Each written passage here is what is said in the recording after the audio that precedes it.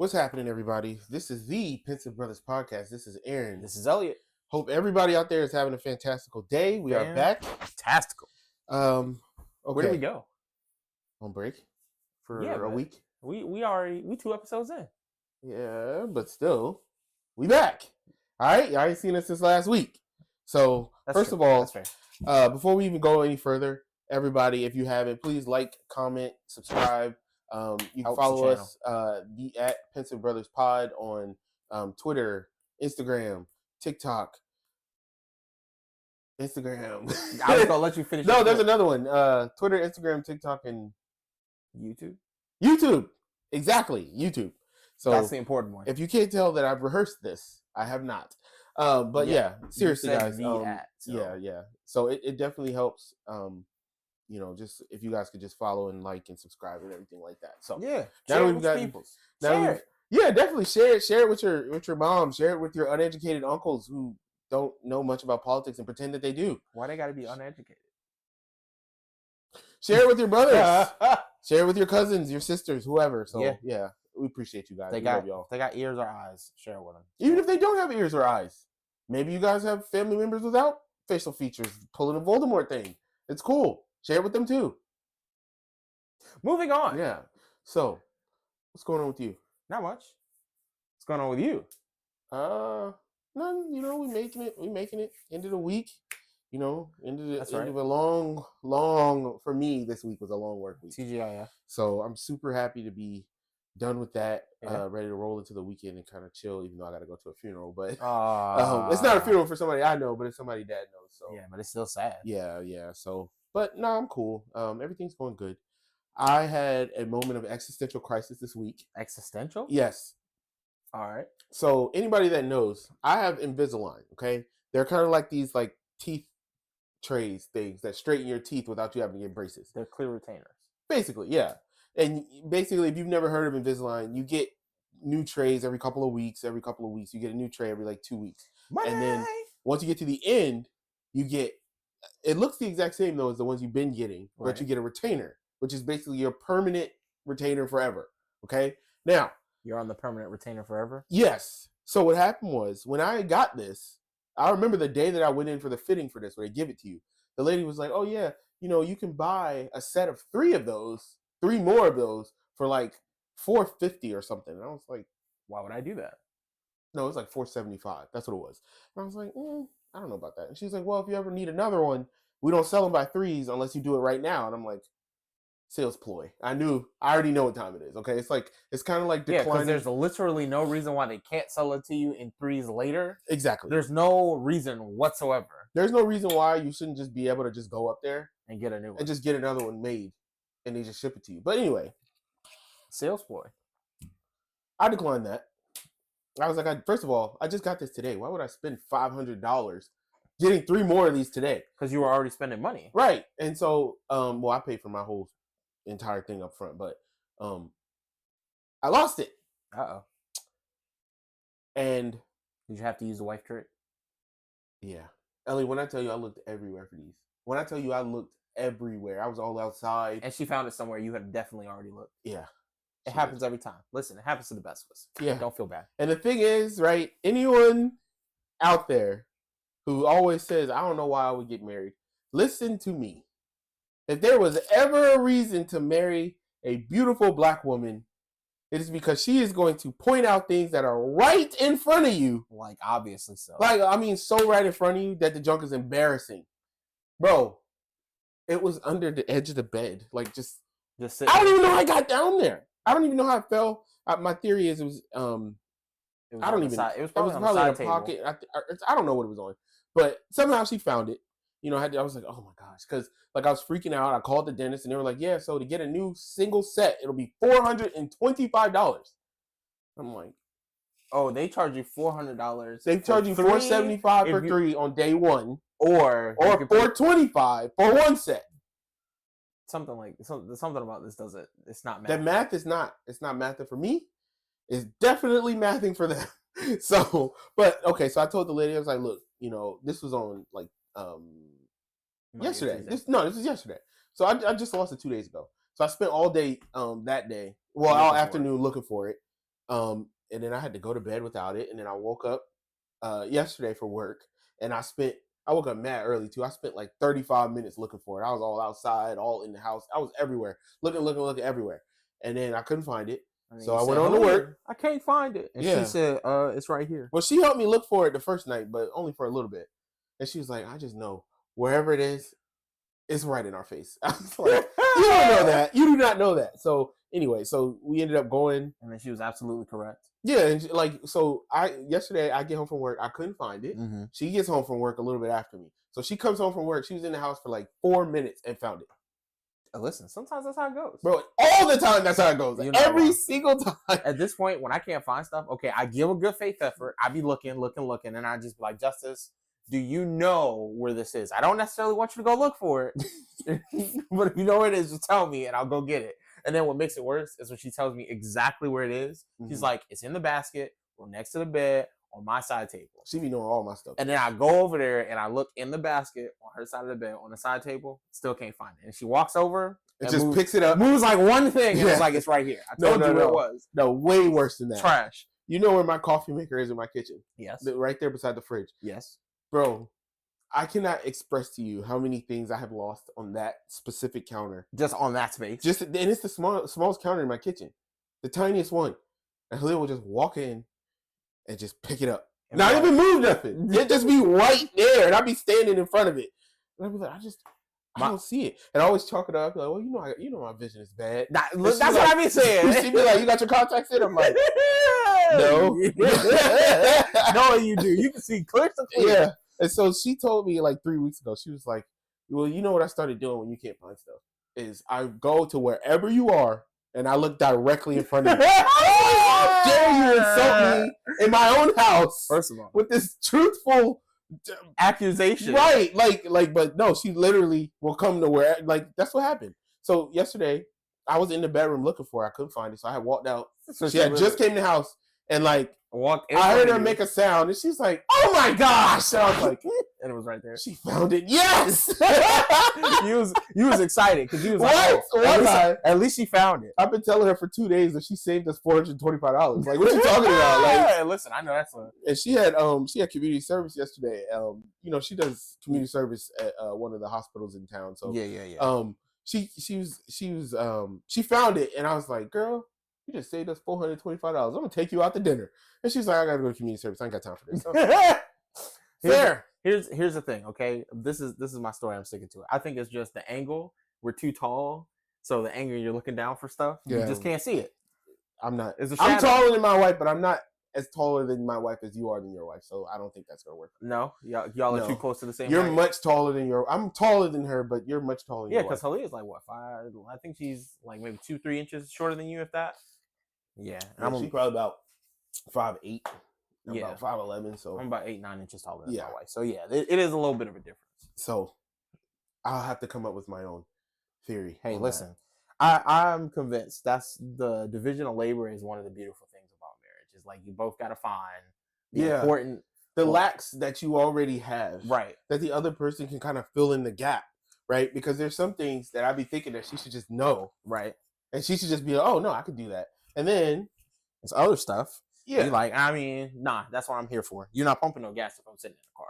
And that's never doing that. That's the kind of thing that kind of makes marriage more collaborative, more of a team effort than just I do stuff and you do stuff. Right. Because our list ain't got to be the same as everybody else's list. Like, we don't got to split it up like everybody else split it up, but we got to split up some of this stuff. Because what's the point of having 2 people if you're not actually able to get like twice as much stuff done? Exactly. And and that's another piece of advice. Your division of labor in your marriage, the division of what y'all do is going to be totally different from the next guy. Right. And so, take some pride in it. Right. I kind of like the fact that I do certain things for her that other guys don't do for their wives. And she does things for me that other women don't do for their husbands. And I'm like, I kind of like that you do that. Right. And she likes that I do that. So, y'all gotta match expectations. That's the important part. And I gotta look a little better. Man. No, I don't. It's a lost cause. That's what I have her for. That's right. Yeah. That's right. You just gotta know your strengths. Exactly. When it's time to kill bugs and chase mice or whatever. Because if there's a bug, bro, it's not happening. She may as well turn into a vampire the way that she can get off the floor and like start flying. No, my wife goes full Tom and Jerry, like hopping on tables, freaking out, everything. Like that? Like, yeah, Halia just makes a lot of It's better. unnecessary noise. it's better now. Like, You didn't like bugs when we were little. that's still true. I still don't like bugs, but You I don't will get 'em? murder them. Okay. I will exterminate a bug. I will Well, kill a like, bug. But Bugs like, don't. To me, if I can't, it's only the ones that when I can hear it.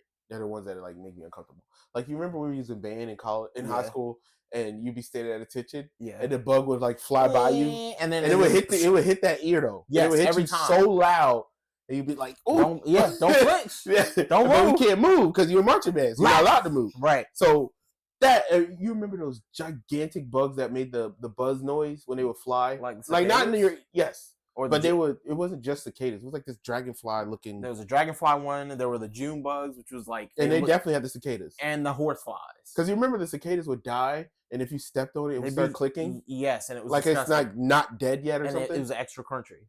Yeah, Yeah, and it was then disgusting. if you step on it, and then you take your foot off it, like if you were walking and you stepped on a cicada, it get the clicking, and you're like, oh my gosh, like that is what I don't like. There's still some juice left in it. Yeah. Ugh. See, I don't mind like when there's a bug or something or whatever, a spider or something. I don't mind going to get it. I'll get a paper towel. I'll get it. It's no problem. But if I could hear that thing flapping around or something, like I'd be like, ugh. So I'll still kill it. As long as it's not close to your ears, it's fine. Yeah, but that's the only thing that would make me uncomfortable. Listen, I'm not a fan of bugs generally, but like, okay, related but unrelated note. Would you eat a chocolate covered grasshopper? No. Would you eat any other insect? No. Well, the caucasity of this question is just not the caucasity. Okay. I feel like, okay, let me put it like this. Let's say that we were in a different country trying to experience things. You know, like you go, for example, like you do. If you go to India, yes, they have those coated bugs and stuff. Yes, that's why I'm asking. I don't know. I don't think I would try it, but I'm pretty adventurous. I mean, here's the thing: if this is like legally, well, it's always gonna be legal. No, I'm saying legally edible. Like it's not like we're not talking about going in the backyard and scooping up a bug. Correct. We're talking about going to a shop. Yes. See, even then, I still don't think I could. Like there's a jar full of grasshoppers that are still alive, and they're gonna pull one out, shove it on a stick, still alive, and then dip it in some chocolate. No. How is that different from like shrimp or lobster? I was just thinking that. Before you said that, I was thinking if I would watch someone kill a chicken and then eat it. I guess it's a psychological thing of that's an insect and that's an animal. I think it's borderline irrational. I don't like lobster, so the fact that they bring the lobster out so you can look at lobster 2 nights ago and it was fire. Yeah, I know. Isn't it torture? That's terrible. Yo, like they want you to look at it in his eyes before you like, hey, kill that one. I'm like that's crazy. Eat you specifically. I'm gonna eat you. I'm gonna boil you alive and then I'm gonna eat you. It's crazy. It's kind of psychotic when you think I haven't been to Red Lobster in like 6 years. Do they still have the live lobsters in there? I have to assume they do. And the 6 years might not even be long enough. It's been a long time. You know, me and my wife don't eat shellfish because we're allergic. So, you know, I haven't been to Red Lobster in quite a while. I did not know that you started speaking French. I don't speak French. Okay, because we is doing the heavy lifting in that sentence. You're right. Okay. Because she are allergic. Yeah, sure. Yeah. It's just like I always tell people that my wife's allergic to spice. Is she though? Yes. I don't think so. She is a lot better than she used to be. Yo, I'm sorry, baby. I got to tell her. So oh, no. Back in the day when we moved in our first apartment, I remember how she used to eat. Hot sauce. It used to be so funny to me. So I don't eat a lot of spicy food. You do, right? I do. I eat spicy food here and there, right? But I don't, I never, every so often. Even growing up, I never really ate spicy food. I didn't eat hot fries and stuff. It's just not my thing. But I will eat hot sauce. Fries. Yeah, I'll eat those every now and then. Because they're not really hot, bro. But even then, I really didn't like those much. But we would have fried chicken. I would dump hot sauce on the chicken, right? Like and I'd eat it.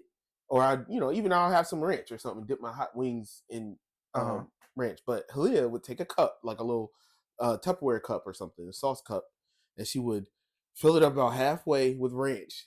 And then she'd put one dot of hot sauce in there. And then she would take something to stir it.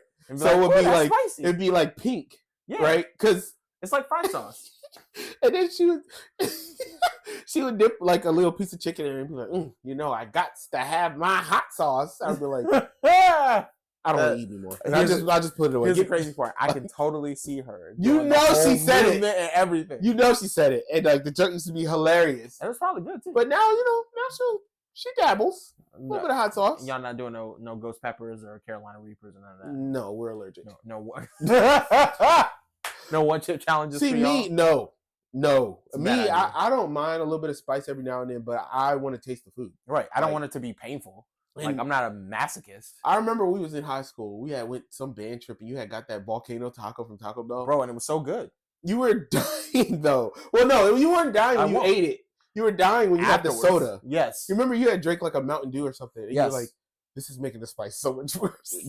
Okay, because the problem is, like, when you eat something and it's really hot, yeah, the initial spice is usually not terrible. It's whatever. If it's not milk right after, that's when the pain comes. Ice cream will coat your tongue too. Well, milk, but ice cream is okay, but I prefer milk. But one time I ate some pineapple, forgot I had eaten the pineapple. I ate like 3 pieces. And then I was like, oh yeah, I got those wings in there. I guess I'll just go ahead and heat those up. Mango habanero or something? Yes. Yeah. Set you up. Oh, it was terrible. Nope. So, and I forgot. Like I don't even want wings that hot bro, at any point, pineapple or not. I took ate like 3 wings back to back to back before I realized that my mouth was on fire. And when I tell you, for you, son. Nothing helped. No milk, no water. I literally just had to sit ice in my cheeks, on my teeth, and everything. It was awful. What's the hottest thing you've ever eaten? It's the hottest thing I've ever eaten. A lot of hot stuff. What do I think? I have tried the ghost pepper. Like I've actually had the pepper itself. Yeah, the pepper itself in like a dish, and it was pretty spicy. Most ghost pepper things, though, it really is like very faint. It's not a punch you in the face heat. And I think I tried some kind of Carolina Reaper chips once, and I think I ate like 3 of those chips and I threw the bag away because it was a miserable experience. Yeah. Me, I think I don't eat a lot of spice. I don't eat a lot of spicy stuff. I remember one time we was in high school. I think we had went to a Mexican restaurant with our parents, and I had ordered this like crab fajita thing, and it was so hot that I remember leaving and my clothes are sweaty. Oh no! Because I was like, but I ordered it, so I was gonna eat it. You was like whatever. I'm about to waste it. So I was eating it. I distinctly remember saying from the first bite, "That's too hot." No. What was that like thing? A declaration? I remember I tasted something. We was at a restaurant, and Dad got so mad at me too. Why? Because you asked for it, and he no. Told it was you? Something. They said it was hot, and they let me taste it, and I like touched it with my tongue or something, and I sucked down like 2 cups of drink, and he was like, "Oh, I remember. Remember that? What was it that I ate? I don't remember. It a pepper? I think it was a jalapeno or something. I don't remember. I just remember him being like, "All right, you OD." Yeah, like I'm gonna hit you if you don't stop. Whatever it was hot. Chill. And I remember sucking down like my whole drink. And if I remember, they brought me a refill. I drank someone else's, but like, yeah, you that thing lit me up. Hey, so, but no, I'm not very adventurous. I'll do hot sauce. I'm cool hot sauce. But that's when it comes to chocolate covered bugs, you out, huh? Yeah, I'm out. Yeah. I don't think. Listen, I don't think I could do it. Just the idea of crunching a bug, I don't. Yeah, to be fair, I also would not eat it. I don't even like chocolate that much. So Yeah, I'm putting it on a bug. And if y'all go back to season 1, we talked about the best sweets there are. Yeah, the best types of candy. Chocolate's not on my list. Yeah, it was gummies, right? We agreed yep, at the top. That's right. Yeah, so fruit snacks are somewhere near the top. So, but changing gears here. Oh, back to election season. Yeah, so the Depression 2024. Yeah, that's really what it should be called. Yeah. Not Depression, Great Depression. Great Depression. Because everyone in the election was born during the Great Depression, or before. But it's so weird. I feel like we are just reliving a 1920s right now. Like, we're going through the Gilded Age again. Yeah. They're trying to start another world war. Definitely. They're definitely doing the Red Scare. Russia is trying to murder everybody. Did you hear about this crazy satellite thing with the Russian nukes in space? No, I didn't. Actually. Okay. First of all, the idea of getting nukes outside of the atmosphere without them exploding sounds... So, theoretically, it's entirely possible. I think it's possible, but I'm just saying, imagine the amount of risk that you would take on just to get them out. So, the real problem is the nuclear material, the way it was explained when we actually got the information. Let me back up, because I'm sure nobody heard about this. So, there's I believe he's a senator, Mike Turner. He came out and he posted this really cryptic random message urging the president to declassify information for the House in regards to what he called a major national security threat. So it's like super weird for them to just, kind of beat around the bush like that, but make a really public post about something that's supposed to be classified. One, I don't even know if they're necessarily supposed to do that. I feel like you're not even supposed to hint at classified information in that way, but I don't know. I'm not a lawyer. Well, so, I have a security clearance. Like, people do go on Twitter and say, this is classified information. It should be released. Yeah. I don't know if that's illegal. Well, go ahead. But he was like hyper specific about, hey, there's a specific national security threat. I think he even said in relation to Russia that I want declassified. So come to find out, the threat was that Russia has some sort of nuclear-powered space laser that they can use to shoot down satellites. Is this similar to the Jewish space laser that Marjorie Taylor Greene talked about? Weirdly enough, it's probably the exact same technology because we already knew that this existed, which is why it was so weird for him to come out and all of a sudden like try and make a big deal out of this as if it was new information when we already knew that this technology existed, because I think Israel has a version and we have a version, yada, yada, yada. But anyway, this is probably more of like a psyop to psych everybody out so they can get that $95 billion aid package passed. That seems like it's going to be to send money to Ukraine and Israel? Yeah, because they passed it in the Senate. And Taiwan. It's those three. Yeah, it's Taiwan, Ukraine, and Israel. They passed that in the Senate. The House right now is basically... Bro, they're not going to vote for it. Well, because they're saying, oh, well, we need a border bill. We have a border bill. We have a border bill that we're not going to vote on. Donald Trump told the Republicans not to vote for. Right. So now the border bill that the Republicans want is stalled. They're just going to do the Democratic, we're not having a primary playbook, where they just pretend that there is no border bill. Yeah. They're just like, why don't you give us a border bill? Yeah. Well, what about the one that the Republicans in the Senate wrote? No. No, not that one. We need a real border bill. Yeah. That's not real. So even though it's on paper and it's been voted on. Our country is already. such a joke. It's like depressing. It is. But continue with your But anyway, so that occurred, and now everybody is kind of up in arms because why would you come out and make this big announcement and cause all these people to freak out? Because people were like concerned, like, okay, is there a nuclear threat? Is somebody about to get bombed? Like, is there something we don't know?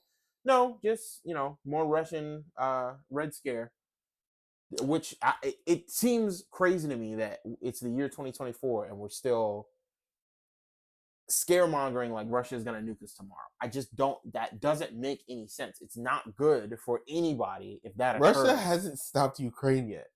Like, what's so weird to me is Russia could have just like obliterated the country. They could have gone way overboard. They could have kind of done what Israel's doing right now, and they could have went way overboard right out the gate. I don't know. I don't. But they didn't do it. Well, you say that. Could they have done more up the gate and like kind of pulled what we did in Iraq, which is destroy? Yes, they could have done that.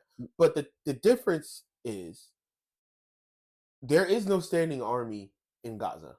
There is no standing army in Gaza. 100%. Now, there are some Hamas fighters there, but not many. They're in the tunnels. A lot of the leaders are in Qatar, and other places. And then, Israel turned off the power. Israel turned off the water. So, like, when they're bombing these areas, there's nothing to stop them. There is no Iron Dome. There is no real land defense from air. You know what I'm saying? Like, Ukraine has those things, and they had nonstop incoming weapons and money, where Gaza had none of that. Yeah. So it is a little different. No, it's not a little different. It's a lot different. And like you think that Russia's like holding back?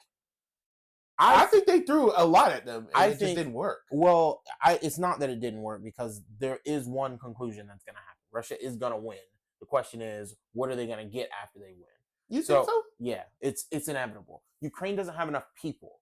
No, I don't disagree with that. But the problem that Russia is having is first of all, the national morale. Well, I saw those polls. Nope. No, it went down. There was those giant protests in Russia, which never happens. But I'm saying then they had the polls of Putin, and he was super popular. During wartime, the leader of a country becomes more popular. Not only that, he is doing a much better job of propaganda. It's not even. It is propaganda, but I think the problem is a lot of times when people say propaganda, I think we kind of lose sight of what that means. Like, propaganda is, I am putting this information forward because I think this makes me look best. That doesn't necessarily mean it has to be false. No, it's not just what makes you look best, but I think the main point of propaganda is pointing the national thought process in a certain way. So I it agree. doesn't, and it doesn't always. So like, one thing that was always crazy to me was when Hitler was rising, he had a minister of propaganda, right? Right. And he would put these movies out, like that were cinema movies. Right. But one of the movies that was the most popular one was about this kid that was disabled, and the point of the movie, the thing that you gain from the movie is the mother would have been better off killing him to put him out of his misery, which helped them validate Just killing people people that we don't think are worth, Yeah. right? And I think so. It wasn't necessarily that the point of that propaganda was to make Hitler look good, but the point was, hey, we want all you guys to think this thing, think like this. So think, oh well, these people are gay, or these people are black, or these people are Jewish, and then we don't really need them. They're kind of in the way, and even disabled and all that. Even in that vein, though, like you have to have a whole societal system around that for you to even get that from that movie. Like for you to be able to articulate. I'm scared. I don't even want to watch it. Well, because here's the problem, okay? And this is a thing that I will continue to say until I die.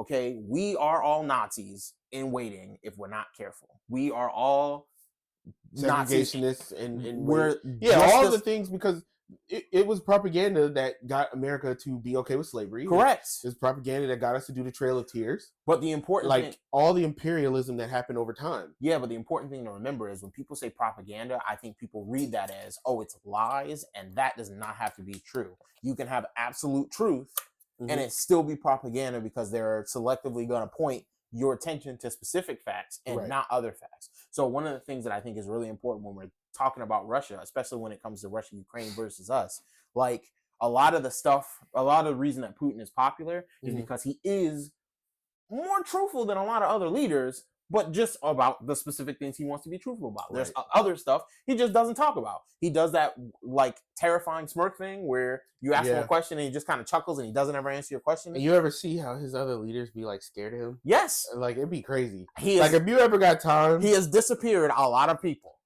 Oh man, one day we should make a list of all the people and just talk about specifically what happened. Like the people who were against him, like the one guy that was running against him that was winning in the polls, and then he just mysteriously he died, flipped himself out of a window of a hotel. Like it'd be crazy, shocking. Like people be poisoned. It's been hundreds of people poisoned, flipping out of windows, falling out of planes, all type of crazy stuff. And this is why, like, no matter he's like a Bond villain, bro. And here's the crazy part, okay? No matter what he says out of his mouth, like I recognize we can't just take him at his word that he doesn't want to take over the world. Like that's not real. But I don't think we will ever be successful in derailing somebody who has ambitions like that by trying to play that game, by trying to be more brutal, more murderous, more over the top than somebody like that, because they can always just flip to the other side because that's not the right thing to do. We shouldn't be randomly murdering civilians. We shouldn't be going out of our way to make people's lives harder and make the world a worse place. So like we have to find ways of continue to maintain moral high ground while still not letting, Russia run all over us. And it's a hard balance, and we're not doing it right now. Part of it, I think, is like somebody did an analysis of how many interviews Joe Biden has done, which is something in the order of like 80 or 90 interviews total in his 4 years. Which and is wild. In the same period of time, Trump, I think, had done like 300 and some, and Obama had done like 400 and some in the same 4-year time span. So when you think we're talking 3, 4, 5 times more interviews. Do they count interviews with prosecutors? I mean, yes, but it doesn't matter because maybe that's why Trump's numbers so high. Hey, listen, it doesn't matter because they still hurt. Like you knew what he was doing and what he was thinking. Like there were people out here saying, "Yeah, I had a meeting with President Trump. This is what we got from the meeting, and this is what they're doing now." And you could see that. A lot of the stuff that I see is people meeting with like cabinet members, and it's almost never with Biden himself. The next episode, I want us to specifically talk about the fact that we don't need to look away from Biden. I want to leave Biden alone for today, but I want us to really dig into Biden. But for now, going back to the foreign policy discussion we were just having, okay, I am concerned specifically with foreign policy because, one, I don't like Biden's judgment on foreign policy. Mhm. I do. I don't care what anyone says. I do think his foreign policy judgment is better than Trump's. His policy on what's going on with Israel is abysmal. It's awful.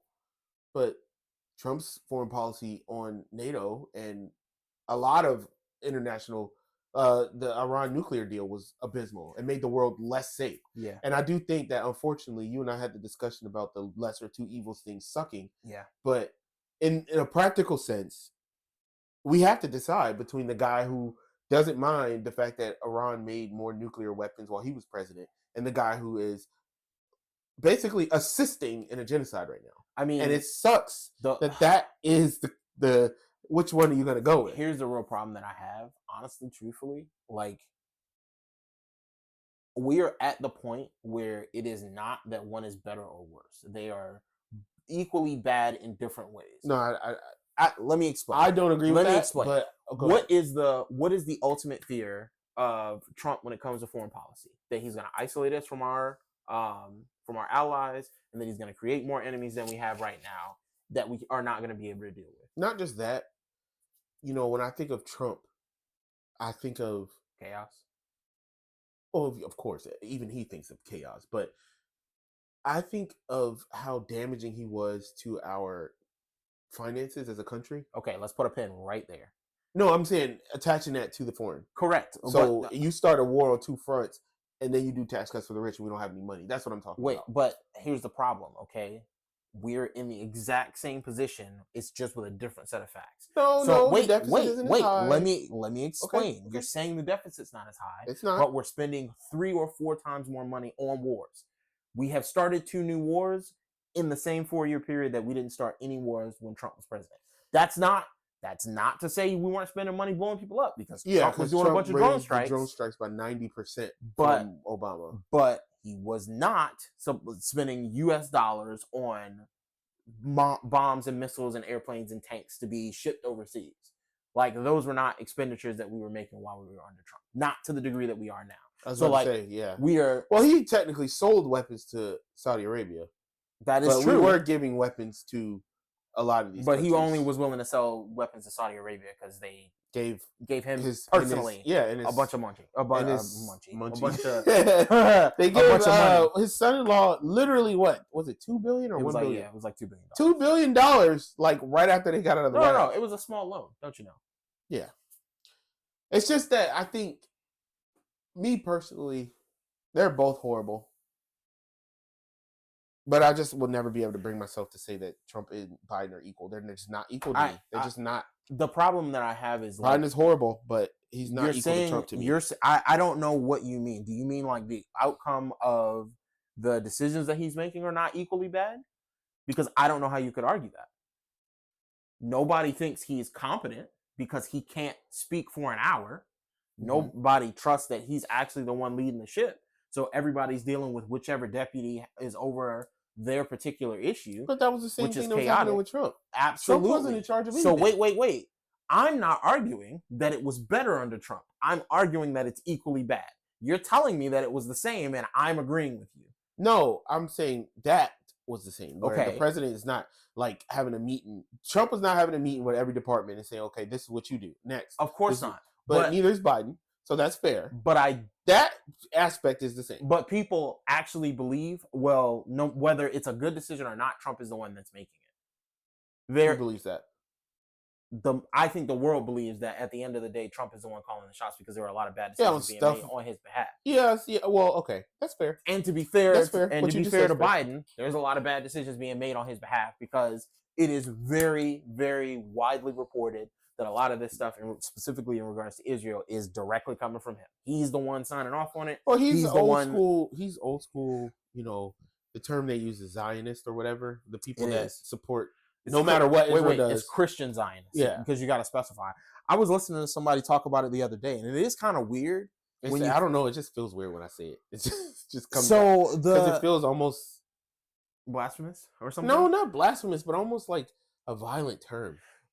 I don't know why. I know what the word means. You know why. Because when you say Christian Zionist, the thing that brings to mind is Crusades, and it brings to mind a bunch of the terrible stuff that we do that we have done as I'm a Christian, but I ain't do none of that. You're right. Yeah. I'm not claiming that. That other Christians have done in our name in the past, like violent, horrible, bigoted, terrible stuff. And it's really weird. Somebody was talking about the fact that there are some people who are like, I guess, trying to force the rapture to happen, basically by supporting Israel. Isn't that crazy? That seems wild to me. Look, check this out. So a lot of people, right? They believe that the world is coming to an end. Yes. And they think, in the Bible, it talks all this stuff about the giant war that's supposed to happen. All the Jews dying, except all for the the Jews last die, 144,000. And then the ones that stay alive are like, okay, we're going to believe in God now. Yeah. And God's going to come back. And then a bunch of people are going to die. And there's going to be a giant God versus the devil war thing that happens on earth and the blood rain and all this stuff. You guys, we don't want that to happen either. Right. So why are you trying to force the rapture to happen? Bro, There's a lot of really terrible stuff to happen. I haven't even been to Australia yet. I'm racing against the boomers who are destroying the environment. Why are you trying to speed this thing up? I mean, that's a great question. I don't know. I don't. And again, like, if the answer was, hey, listen, we think there needs to be a safe place for Jewish people to go. Right. Which is true. That's a laudable goal. I can rock with that all day long. Hey, we think the Jewish people need to have their own nation such that the place that they pick, they get to murder anybody that disagrees with the place that they pick. I kind of can't rock with that. So, we need to find a way. And my thing is, it's one thing to say we're going to kill Hamas. It's a totally different thing to say, let's just kill everyone in the Gaza Strip. Even the Israeli people that escaped capture are getting murdered in the There's Gaza a thing Strip. that's crazy. There's a thing that happens that I really don't like. You remember, maybe you don't. I don't know if you're going to claim this. Let's see. Test time. When we were young, there would be times where, like, you knew you were aggravating me by doing something. Like, oh, I'm not touching you. And then you would stick your finger, like, less than an inch from my face. And then you would just keep saying, I'm not touching you. Now, in actuality, you are not touching me. Sometimes, though, you would poke me in the face and then say, I didn't touch you. Or you would flick my hair and say, I didn't touch you. Or you would smack my ear and say, I didn't touch you. But the whole time, the thing that's aggravating me, the actual problem is that you're trying to be annoying, and you know you're trying to be annoying. Israel is trying to murder innocent people. But they are saying things like, oh, there's Hamas in the hospital, there's Hamas in the school, there's Hamas in the tents. And at a certain point, I feel like we all are being, like, gaslit to the nth degree because we know that they're just using it cynically. It's just the, oh, well, I'm not touching you. I didn't actually touch him. My finger was just close. I didn't touch him. Yeah, like when they say stuff like, we are urging Israel to do everything they can to minimize civilian casualties. Oh, are you? Israel has assured us that they are taking steps to ensure that their precision is on the Hamas fighters. Oh, are they? Yeah. After they've killed 37,000 innocent civilians, now we're gonna go after Hamas, right? What's worse is, like, they keep launching these huge attacks on American holidays when they know we're not paying attention. That our news cycle is not going to catch it until the next day. And even if they catch it, there was a study that was conducted recently of all of the news articles written about the Gaza war, slaughter, and it was comparing the word choices used when they discuss the Hamas and the Palestinians, and when they discuss Israel. So when they talked about the children that were killed in Israel on October 7th last year, they would say things like innocent and victim and children. And they would use the word children. But when they would talk about the Palestinian innocent civilians that have been killed since, the majority of the articles would all say stuff like less than 18-year-old or young people. Younger Gazans and things like that. And they wouldn't say words like victim or innocent or children or child or kids. They wouldn't even say those words when they were talking about people as young as 2 and 3 years old. Yeah. And there was a huge story this week. It was. You talking about the girl with the ambulance? Yes. So basically, what happened was, how old was she? 6? Yeah. It was a 6-year-old girl who was in the car with her aunt and her cousins, and I believe her other aunt or her uncle. But I know it was one aunt in the car and her children, and then this little girl who's as her cousin, and she called the ambulance from in the car to tell them that she was the only person alive in the vehicle. And she was begging them to come and she was save begging her. them to come save her, and they basically were trying to keep her on the phone. The ambulance gets there.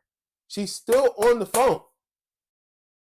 And the IDF, the Israeli Defense Force, blows up. Just starts shooting the car down like crazy. The right? car and the ambulance. And you can hear her screaming, and you can hear the gunshots. Yeah. You can hear the explosions. You can hear all that stuff hitting the vehicle, and then you hear the operator saying, "Hello, hello, are you there? Hello," and the little girl's dead. And the people in the ambulance, it was confirmed that they said, "We see the little girl. We found the vehicle, and she's moving in the car. She was still alive when the ambulance got to the scene." Yeah, they killed the little girl, shot the car up. Then they destroyed and they bombed the ambulance and killed everyone in the ambulance. Yeah, and then they found the bodies later to confirm it. And I think what's so frustrating for me is over and over and over again, I'm watching people do things that I like. If I took this set of facts and I applied them to any other any other set of people that were not Israeli and Palestinian, I don't understand how anybody would be confused about how evil it is. If I said, "Hey, I was in Texas, and these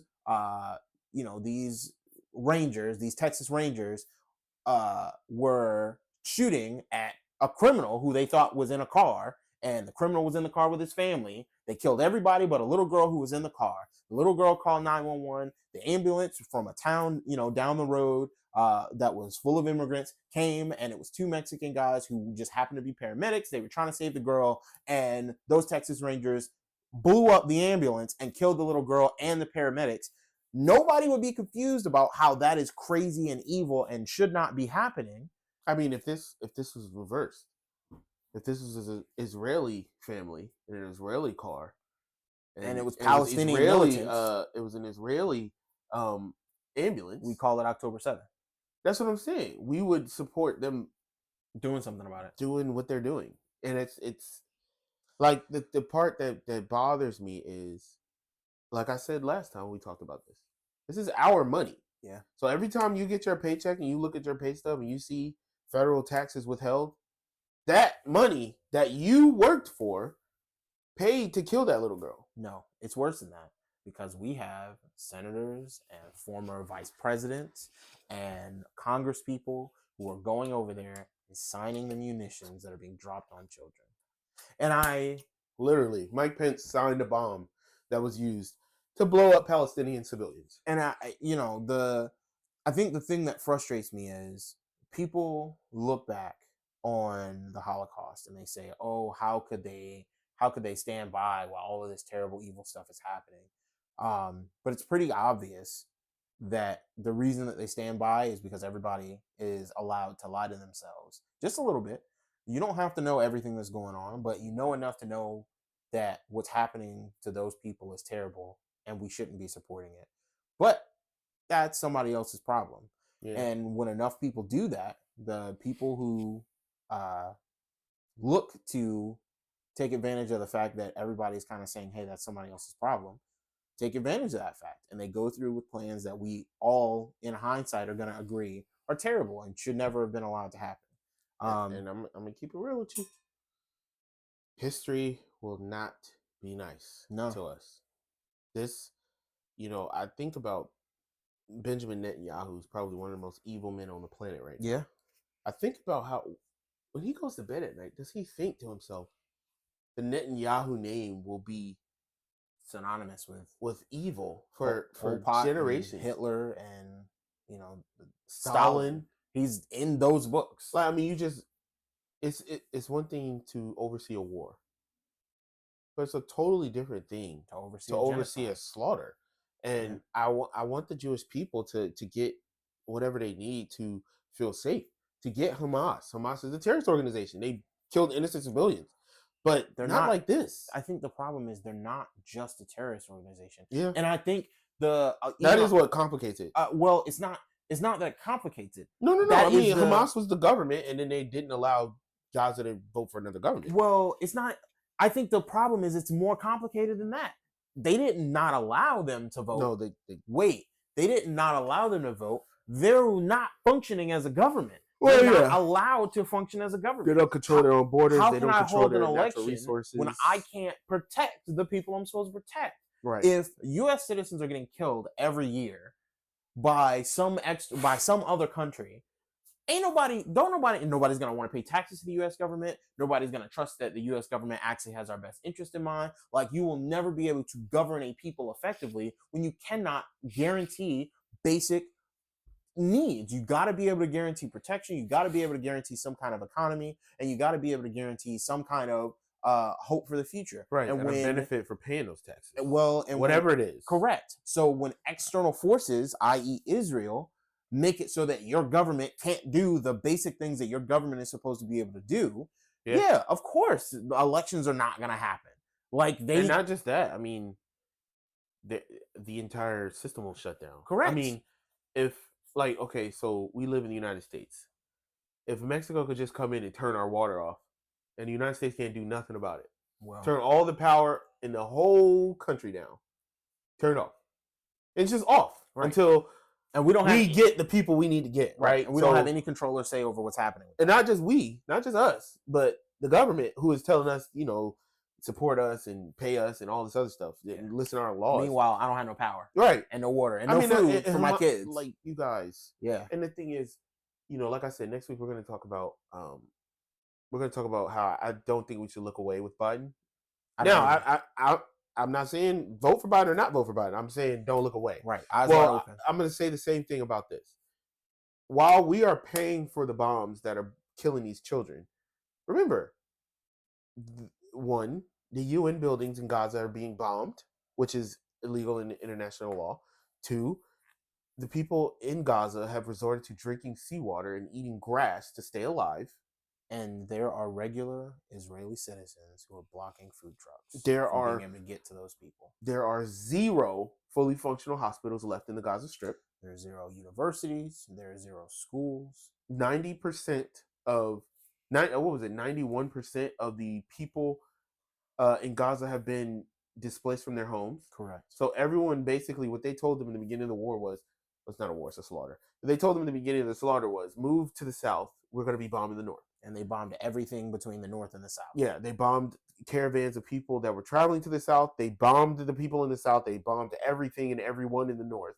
Now they are continuing to the south. Well, as they continue to bomb the south now, they have moved to bombing the refugee camps. Yeah. So now, I saw that story. We're gonna cut this. I know. But I saw that story of that UN guy. The UN guy was like, there is no safe place in Gaza. Yeah. We are all just waiting to be killed here. Well, and it's like, I mean, over and over, and we keep seeing the same story over and over again. There was the doctor who, he was being interviewed, and he said, "Do you think I went to medical school just to think about myself? I'm thinking about my patients." Yeah, isn't that the doctor that said he thinks he's about to die? Yeah, he died. Yeah, he died like shortly the next day or something. Yeah. I saw that interview over and over and over and over and over again. You see that nurse? She was American though. That traveled over there and she was on Dana Bash. Yes, and she said it was one of the worst things she'd ever seen. Every medical professional that has traveled there from wherever they're from has said this is one of the worst things they've ever experienced in their life. I mean, you guys, they don't have medical facilities. They are doing amputations of children with no numbing, no clean water, no clean beds, no clean equipment. They're doing it on the floor. They're chopping children's limbs off on the floor without putting them under. On the floor, in a hallway, where other children are screaming and injured and in need of care. Women are giving birth to babies with no clean anything. There was a story about that place that had all those incubators where 27 babies died. Yes, the premature babies. And what's worse is, after those babies died, they left them there. They didn't have no choice. They didn't have nowhere to take them. No. The army left them there. Oh, you mean the IDF left them there? And they're still there. Yeah. Somebody went back and took pictures again. And the bodies are still in the same beds decomposing. Yeah. A lot of this stuff is really graphic and it's really depressing. But we need you to understand, like, this is happening. It's really important. And like, you have to understand, it's not by accident. It's not that no one has any ability to do anything about it. No, our government has the ability to affect outcomes. Okay? When other countries are doing things and we don't like it, we make them stop. Right. We moved heaven and earth to try and punish Russia for invading Ukraine.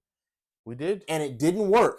We damaged our own economy a do- little bit to we make could sure that do we sanction them. Every single thing that we did to Russia, we can do to Israel and more. And the fact that Way we're more. not Israel relies is on us. the problem. If we wanted to, we could, but we don't. For whatever reason, we aren't stopping it. So it's just really important that when it comes time to mark that bubble or to pull that lever, that you think about that. And you think about the person who was able to say, oh, I know that 100 kids are being murdered a day and that another 150 innocent men and women are being murdered every day. But I'm going to send some more bombs over there anyway. I'm going to send some more diplomatic assistance over there anyway. I'm going to veto any resolutions that call for you guys to stop.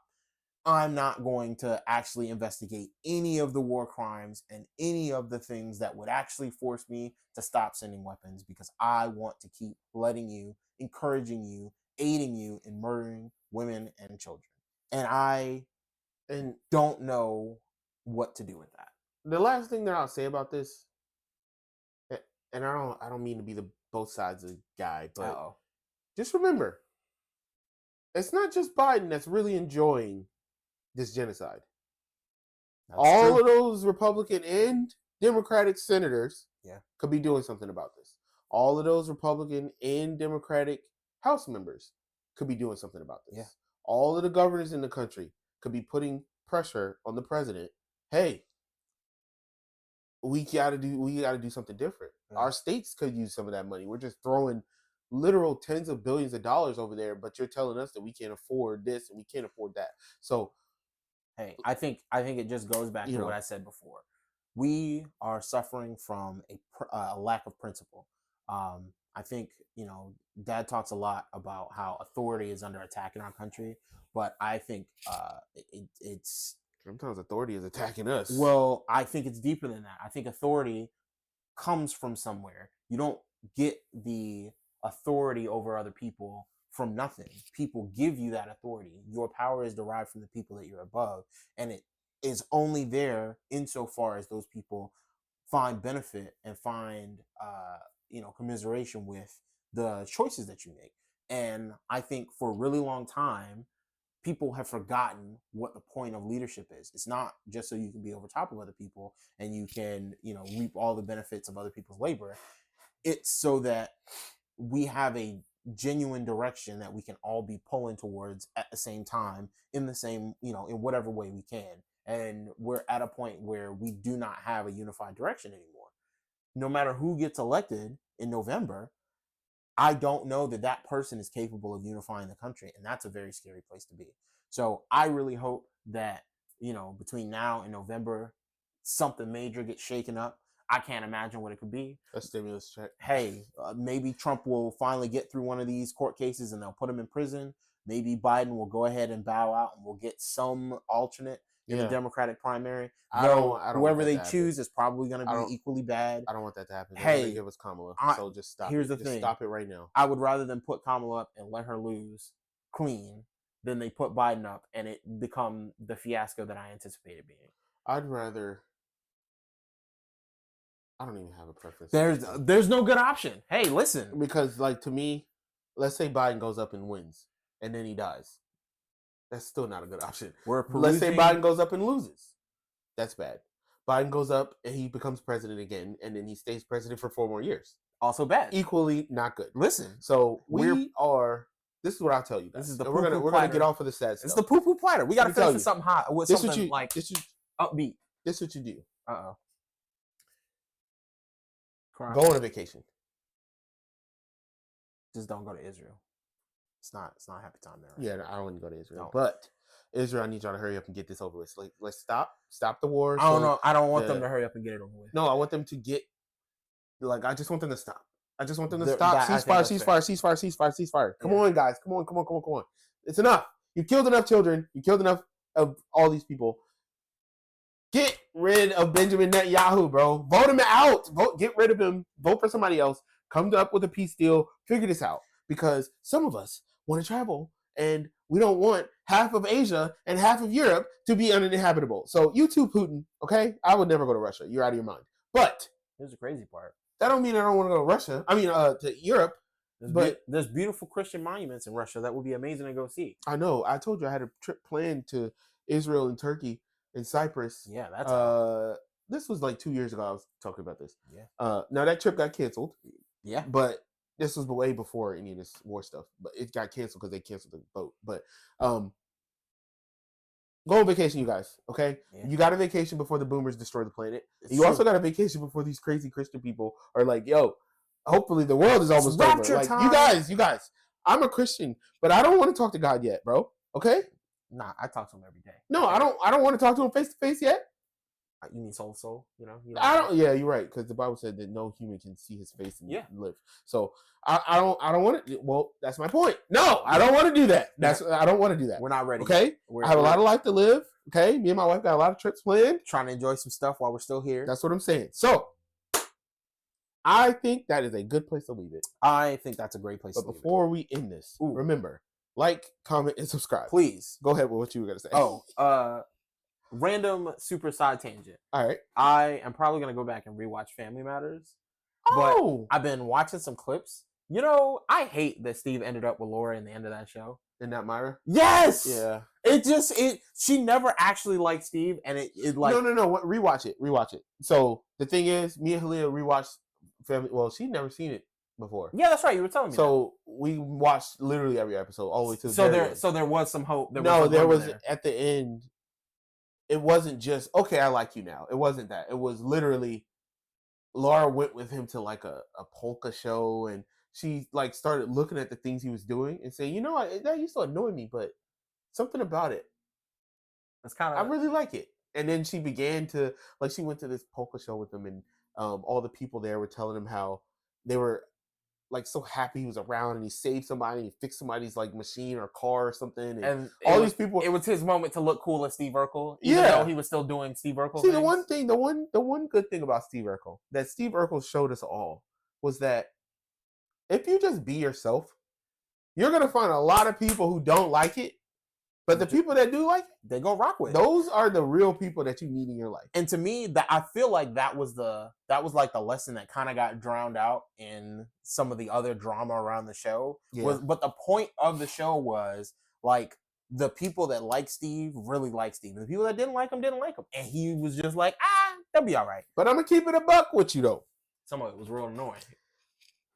Some of it was borderline sexual assault. Not gonna lie. From Steve Urkel? To Laura, yeah. For a long time, every time you have a boyfriend, he's sabotaging it, and he wants to kiss you, and he's holding his hands out and doing all the kissy noises. Yeah, it's a little over the top. You can't have a show like that now. Hey, listen, I think, especially when she's saying no, and then you're proceeding to try to kiss her and hug her. And the interesting thing is, I know it was harmless. I don't know about that, but yeah. I think we can look at that and we can diagnose what parts of that are like, that's a little iffy. Let's not do that anymore.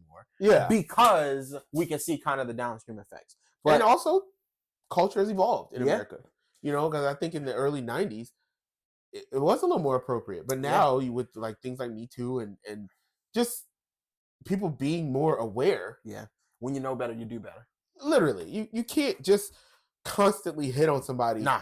Like, and then you got a job and they're at work and you're hitting on them. And they're at school and you're hitting on them. They get a boyfriend or a date and you like show up at their house. Yeah, no, that's weird, bro. You know, argue with their boyfriend and their boyfriend, you know. Hey, listen, some people, you know, back in the day, you thought that was sweet. Nah, don't do that. Yeah. Don't do that. Rewatch it. We should talk about it. We should. Because I just watched it, so everything's fresh in my mind. Oh, yeah. Then we definitely We're rewatching Fresh Prince. We're almost done now. Did you finish the Harry Potters? Yeah. I'm, the books? Yeah. No. Shame. Okay, last thing. With the Harry Potter books, I stopped watching as much politics and it was starting to agitate me because I miss it. So I had to take a break from Harry Potter books and go back to listening to politics. So yesterday, I went back to Harry Potter. You got to do half and half. I'm on the last 2 chapters of Prisoner of Azkaban now. Oh my gosh, you got so much left. I know. All right, we're going to have to talk about it once. But I keep stopping so that I can go and watch the movie and see what's so different. But anyway, we'll talk about it. Yeah, One day we're going to have a full-on like series where we talk about Harry Potter. And we won't do clips, but we'll have to find some creative way of like, you know, showing y'all some of the craziness that's. And I would like to talk about the differences between the book and the movies. I really would like to do that. We'll have to do that. But anyway, I think that's a great place to stop. Yeah, This has been the Pensive Brothers Podcast. I'm Elliot. This is Aaron. And we are out.